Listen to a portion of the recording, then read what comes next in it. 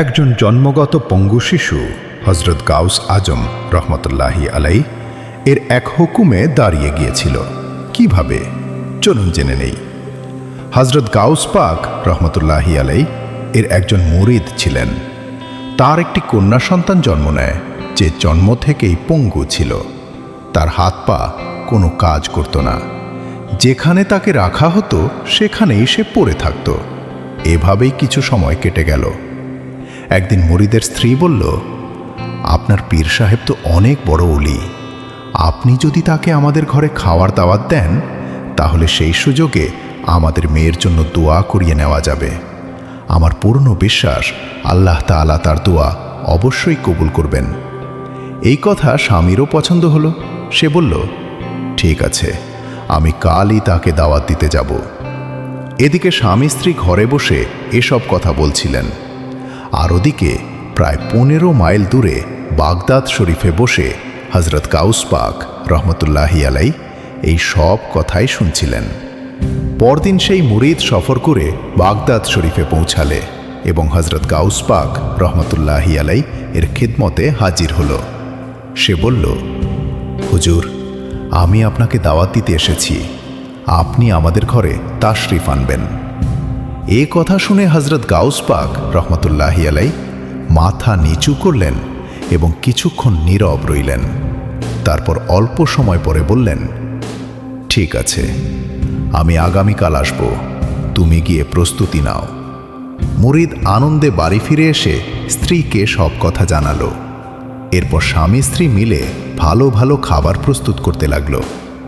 পরদিন হজরত গাউস পাক রহমতুল্লাহি আলাই তার কয়েকজন মুরিদ সহ তাদের বাড়িতে তাশরিফ আনলেন। ঘরে পৌঁছে তিনি মুরিদকে বললেন, যা আমাদের জন্য প্রস্তুত করেছ তা নিয়ে এসো, আমরা খাওয়া শেষ করে চলে যাব। এ কথা শুনে মুরিদ কি করল? সে তার পঙ্গু মেয়েটিকে কোলে তুলে হজরত গাউস পাক রহমতুল্লাহি আলাই এর সামনে রেখে দিল। হজরত গাউস পাক রহমতুল্লাহি আলাই শিশুটিকে দেখে জিজ্ঞেস করলেন, এটিকে? মুরিদ অত্যন্ত বিনয়ের সাথে বলল, হুজুর, এ আমার মেয়ে, জন্ম থেকেই সে পঙ্গু। আপনি হয় এর জন্য দোয়া করুন যেন সে সুস্থ হয়ে যায়, নতুবা আল্লাহ যেন একে নিয়ে নেন। এই কথা শুনে হজরত গাউস পাক রহমতুল্লাহি আলাই আল্লাহর দরবারে দোয়া করলেন। তারপর শিশুটিকে বললেন, কুন বিইذনিল্লাহ, অর্থাৎ আল্লাহর হুকুমে উঠে দাঁড়াও। এই কথা বলা মাত্রই শিশুটি হঠাৎ উঠে দাঁড়িয়ে গেল। নিজেদের মেয়েকে হাঁটতে চলতে দেখে স্বামী স্ত্রী আনন্দে কেঁদে ফেলল।